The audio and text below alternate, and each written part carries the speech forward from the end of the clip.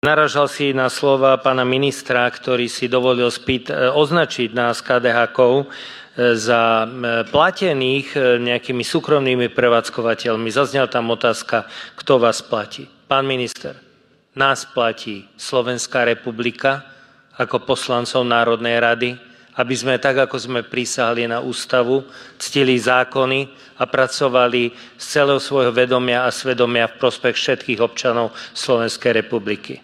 A toto je to, čo robíme. Chceme chrániť rodiny, chceme chrániť záujem Slovenskej republiky, aby nám tu nepribúdali ľudia, ktorí sú v depresiách, ktorí sa stanú psychiatrickými pacientami z titulu závislosti, ktorí páchajú samovraždy, ktorí sú v rozklade ľudskej dôstojnosti a fungovania.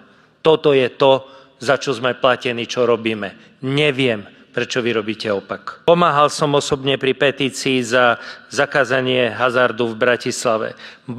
Poznám tiež aj osobne takéto prípady, žiaľ aj v vzdialenejšej rodine. Bola zrušená rozpráva po príspevku pána ministra. Tu sa veľmi málo čo dá stihnúť v tomto obmedzenom čase. Tak čo stihnem v sekundách? V doložke vplyvov uvádzate sociálne vplyvy žiadne.